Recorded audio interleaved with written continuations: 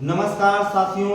तो स्वागत है हमारे इस वीडियो में। तो भाई मेरे आज हम आपके बीच लेकर आए हैं कक्षा 10 के गणित के कुछ क्वेश्चन, और ये हम अनसॉर्ट पेपर के लेकर आए हैं। और हमने देखा है कि ये जो अनसॉर्ट पेपर लेकर आए हैं ये हर बार परीक्षा में ये क्वेश्चन एक तरफ से आए हैं। 2019 से 2025 तक लगातार भाई मेरे आए हैं। बात समझ में आ गई। तो सबसे पहले ये जो हमारा वर्णात्मक प्रश्न है ये हमारा क्वेश्चन है। लिखा है सभी खंड हल कीजिए। एक लंबवृत्तीय शंकु की ऊंचाई तथा आधार क्रमशः व्यास 48 और 28 सेमी है। तो शंकु का आयतन ज्ञात करो। क्या ज्ञात करना भैया? हमको शंकु का आयतन ज्ञात करना है। तो सबसे पहले एक चीज यहाँ से भाई मेरे देख लीजिए। एक चीज यहाँ से है, क्या लिखा? शंकु की ऊंचाई तथा आधार का व्यास। तो ऊंचाई ये हो गई, आधार का व्यास हमारा ये हो गया। यानी कि भाई मेरे जो हमारी ऊंचाई निकल करके आई है, ऊंचाई जो निकल करके आई है, ऊंचाई h बराबर निकल करके आई है, वो हमारी भैया कितनी 48 निकल करके आई है। ठीक है, बात समझ में आ गई। अब जब व्यास निकल करके आएगा, अच्छा व्यास जो हमारा भैया क्या होता है, ये व्यास क्या चीज है? अब व्यास जो हमारा कितना दिया भैया? व्यास 28 दिया गया है। अब इतनी बात समझ लीजिए भाई मेरे, व्यास हमारा होता क्या है? व्यास जो होता है, मान लिया जाए कोई हम गोला खींचते हैं 5 सेंटीमीटर का। 5 सेंटीमीटर का अगर गोला खींचते हैं तो वो 10 सेंटीमीटर का बनता है या नहीं बनता? तो उसी को कहते हैं व्यास।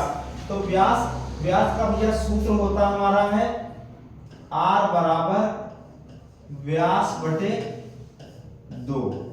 यानी कि व्यास हमारा 28 है तो बटे 2, तो ये आ गया हमारा 14। यानी कि जो यहाँ से R निकल करके आई, R को काय से डिनोट करते हैं भैया? त्रिज्या से डिनोट करते हैं। R बराबर हमारा कितना हो गया? 14 हो गया। इतनी बात दोस्तों समझ में आ गई है? सभी को ये चीज समझ में आ गई है? ठीक है, तो बढ़ते हैं अगले टॉपिक पे।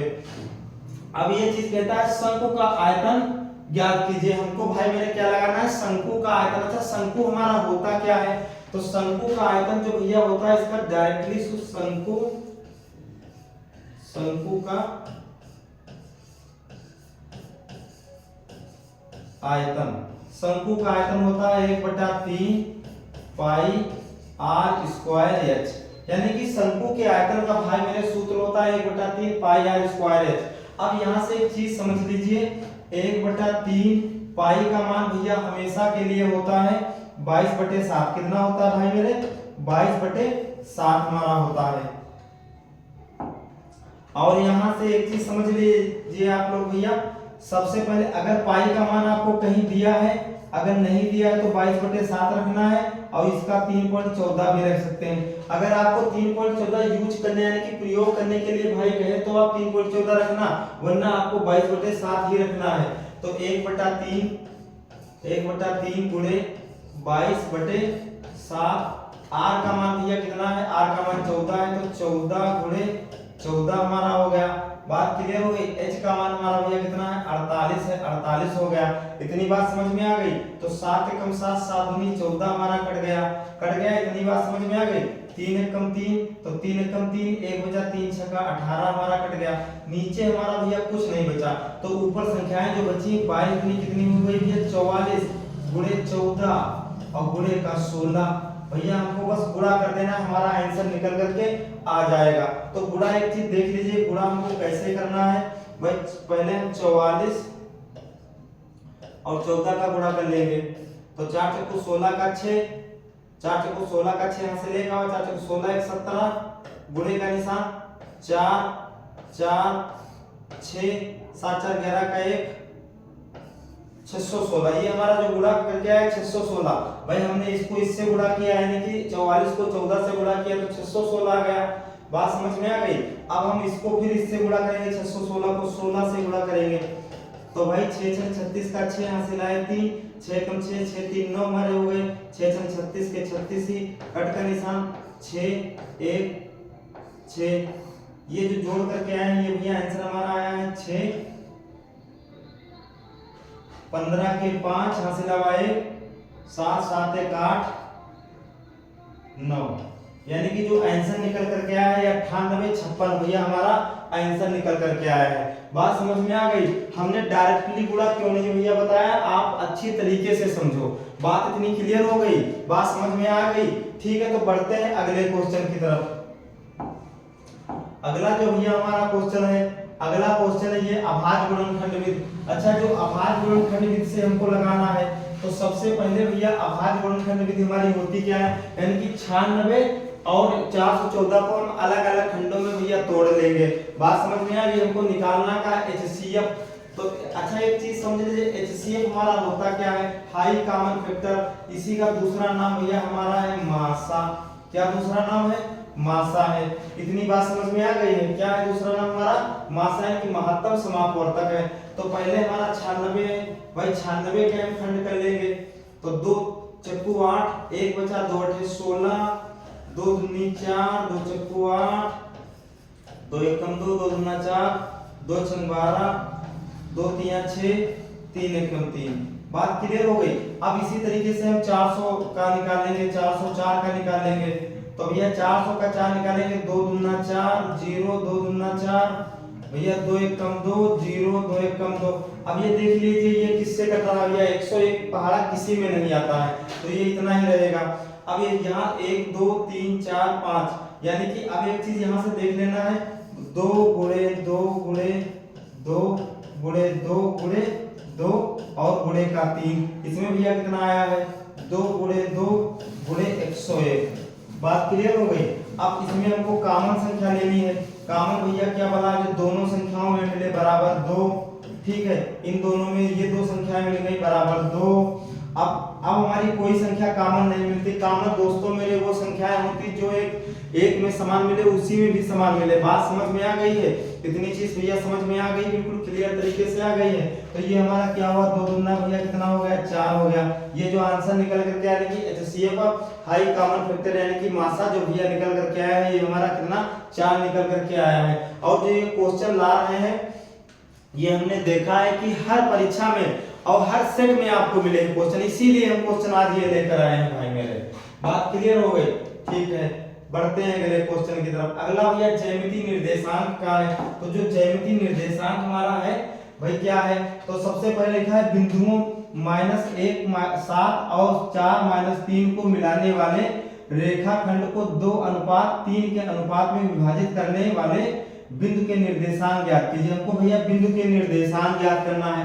बात समझ में आ गई है? तो सबसे पहले एक चीज हम यहाँ से देखते हैं, जो ये सवाल हमारा है -1 7। ठीक है, तो अब इसको मान लेंगे, मानना।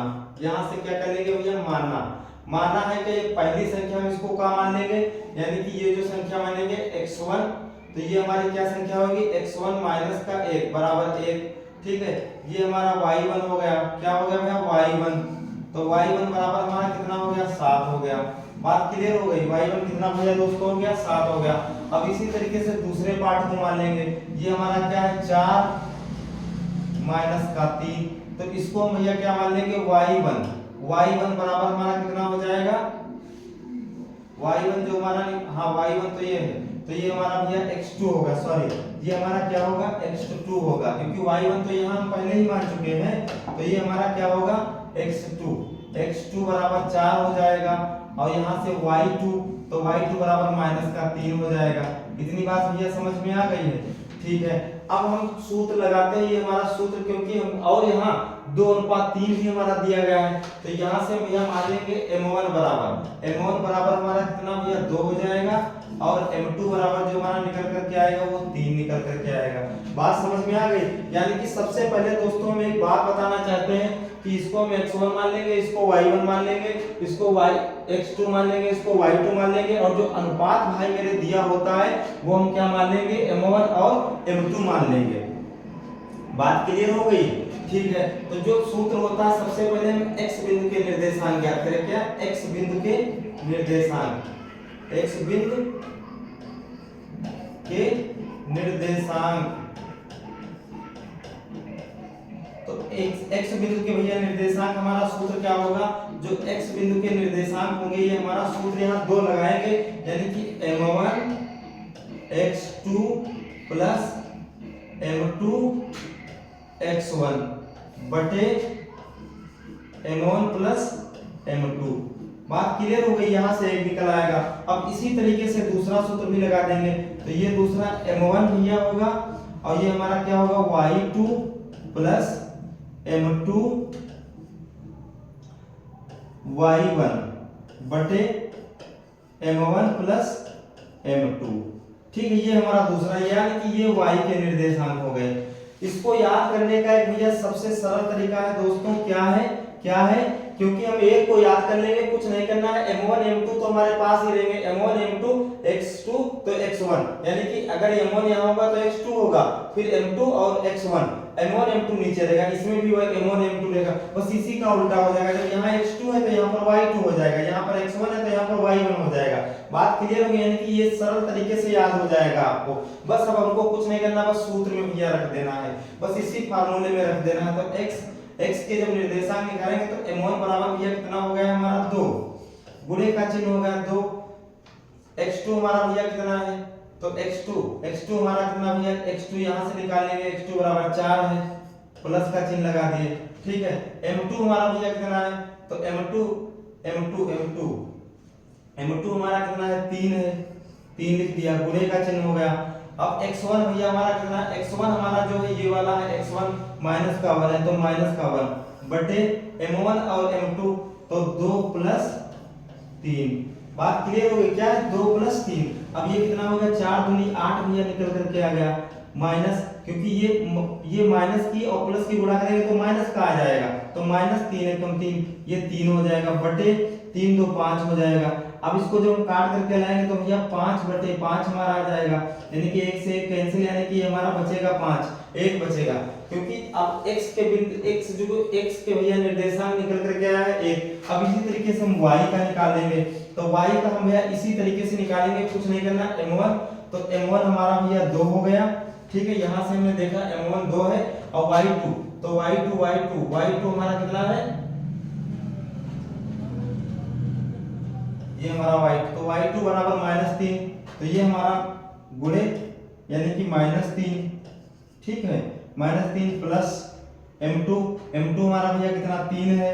ठीक है, गुणे का चिन्ह y1, तो y1 हमारा कितना भैया 7 है, 7 हो गया, बटे m1 प्लस m2, 2 प्लस 3। अब इसका गुणा करेंगे भैया, 3 दूना 6 हमारा हो जाएगा, और इस 7 में कितना हमारा हो जाएगा, 21 हो जाएगा, बटे 5 हो जाएगा हमारा। तो अब ये हम घटा देंगे, इसमें ये माइनस का चिन्ह हो जाएगा। बात क्लियर हो गई, ये हमारा क्या हो जाएगा, माइनस का चिन्ह, क्योंकि हम जब इसको गुणा करेंगे तो ये प्लस आ जाएगा, लेकिन यहाँ पर प्लस प्लस माइनस हो जाएगा, तो ये हम घटाएंगे भैया, 15 आ जाएगा हमारा, 21 में से 6 गए 15, 5, तो 5 एकम 5, 5 3 15, यानी कि जो x के निर्देशांक y का जो भैया निकल करके आया है हमारा 3 निकल करके आया है। अब यहाँ से जो आंसर आएगा x, y बराबर 1, 3, यानी कि ये दो निकल करके आएंगे, ये बिंदु के निर्देशांक भैया निकल करके आएंगे। बात समझ में आ गई, समझ में आ गया भैया, नोट कर लीजिए। अगले क्वेश्चन की तरफ बढ़ते हैं। अगला जो भैया हमारा क्वेश्चन है, ये हमारा क्वेश्चन है, ये भी हमारा क्वेश्चन मोस्ट इंपॉर्टेंट है और हर बार परीक्षा में आया हुआ क्वेश्चन है। हम आज के वीडियो का लाने का हमारा भाई मेरे उद्देश्य यही था, लाइव चल नहीं पाया टेक्निकल इशू की वजह से। ठीक है, लाइट यहाँ बार बार आती जाती है, क्योंकि इन्वर्टर भाई हमारे पास अभी उपलब्ध ज्यादा नहीं है। बात क्लियर हो गई, जब आप लोग सपोर्ट करोगे तो हम हर चीज लेंगे, आपको अच्छे तरीके से पढ़ाएंगे, अभी भी पढ़ाएंगे अच्छे से, चाहिए कुछ हो जाए। तो यहाँ से जो भाई मेरे अब नए नए क्वेश्चन लाते रहेंगे, जो परीक्षा में हर बार भैया आते हैं क्वेश्चन। बात समझ में आई, कि दुनिया की किसी भी कोने में छुप जाए क्वेश्चन, हम आपको बताएंगे। बात क्लियर हो गई। अब लिखा है यदि साइन अल्फा, ये अल्फा का चिन्ह है 1/2 और cos बीटा बराबर 1/2 हो, तो अल्फा प्लस बीटा का मान भैया बताना है। तो दोस्तों एक बात हमारी समझ लीजिए, जब यहाँ पर ये साइन अल्फा लिखा है, ये हमारा साइन अल्फा बराबर हमारा कितना है 1/2 है, और उसी तरीके से लिखा है cos बीटा बराबर है 1/2 है। बात क्लियर हो गई, यानी कि साइन अल्फा और cos अल्फा ये हमारे दोनों हो गए।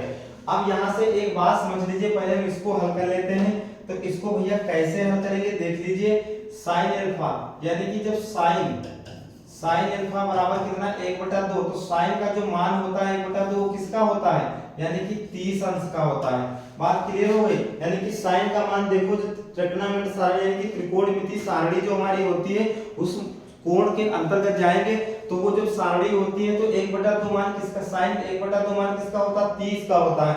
उसी तरीके से कॉस का निकालेंगे तो ये भैया कॉस बीटा का मान जो हमारा होता है 1/2 वो किसका होता है, ये बराबर 60 का होता है। ये कॉस 60 का मान होता है। बात क्लियर हो गई, इतनी चीज भैया समझ में आ गई है। ठीक है, अब देखते हैं, अब हमारे पास सूत्र क्या दे रखा है कि अल्फा प्लस बीटा, तो यहां से हल ब्रैकेट अल्फा प्लस बीटा। ठीक है, तो अल्फा का मान भैया हमारा कितना 30 हो गया है, बीटा का मान हमारा कितना भैया 60 हो गया है।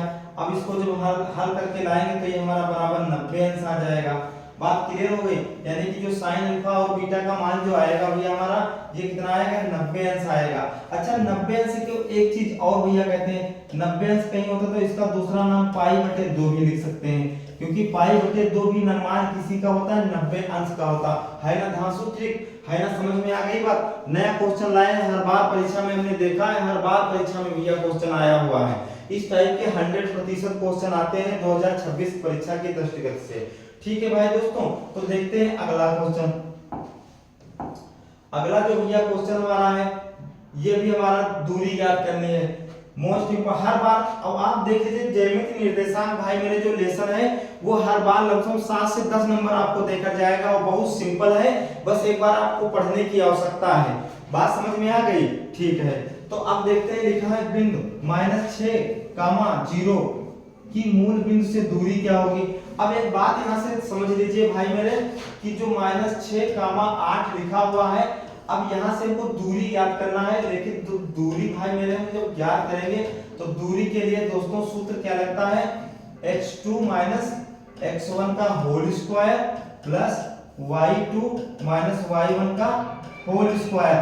इतनी बात समझ में आ गई, ठीक है। ये हमारा भैया सूत्र हो गया है।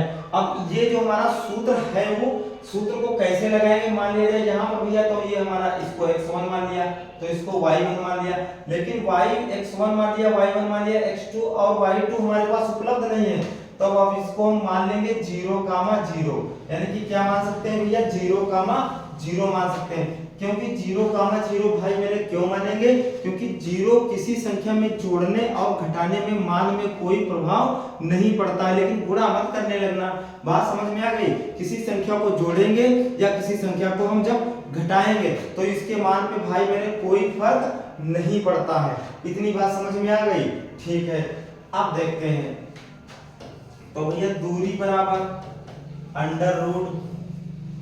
तो x2, तो ये हमारा x2 हो गया, ये हमारा y2 हो गया। हम डायरेक्टली ही बता सकते थे, लेकिन हम नहीं बताएंगे, क्योंकि ये हमारा क्वेश्चन जो है 2 अंक का आपको देकर जाएगा, तो हल आपको दिखाना ही पड़ेगा। बात क्लियर हो गई। तो दूरी बराबर जो भैया है क्वेश्चन यहां से लगा हुआ है,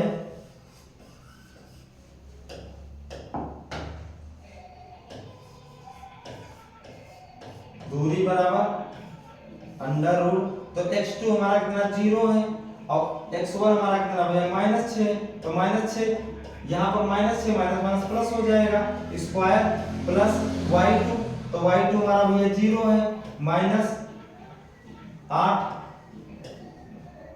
का होल स्क्वायर। बात क्लियर हो गई। तो अब कुछ नहीं हमको करना है भैया, प्लस इसका हम जब स्क्वायर करेंगे तो ये हमारा 36 आ जाएगा, इसका स्क्वायर करेंगे तो ये 64 आ जाएगा, क्योंकि 6 × 6 36, 8 8 64, 8 9 64। अब जब इसका अंडर यानी कि दूरी बराबर निकाल करके दोस्तों लाएंगे, दूरी बराबर तो ये हमारा 100 आ जाएगा। अब जब 100 आएगा, 100 सभी को भाई मेरे पता है कि 100 का जो रूट होता है दोस्तों मेरे भाई मेरे दोस्त वो 10 होता है। इतनी बात समझ में आ गई। और जो ये एक बात समझ लीजिए, ट्रिग्नोमेट्री की दूरियां आती यानी कि ज्यामिति और निर्देशांक की जो भाई मेरे दूरियां आती हैं वो किस में आती है, मात्रक में हमेशा आती है। मात्रक में क्यों आती है, क्योंकि दूरी अब जो मात्रक लिख देंगे तो अगर सेंटीमीटर में होगी तो एग्जामिनर सेंटीमीटर में समझ जाएगा, अगर किसी और चीज में होगी मिलीमीटर में तो मिलीमीटर में समझ जाएगा, या किसी अन्य चीज में तो किसी अन्य चीज में आपको समझ में आ जाएगा। बात क्लियर हो गई, ठीक है भैया। क्वेश्चन समझ में आ रहे हैं, किसी को कोई दिक्कत तो नहीं भैया क्वेश्चनों में, ठीक है, तो मिलते हैं अगले वीडियो में। भाई मेरे आज थोड़ा समस्या है, इसीलिए मतलब लाइट रुक रही है तो वीडियो बना नहीं पा रहे हैं। ठीक है, तो मिलते हैं अगले वीडियो में, तब तक के लिए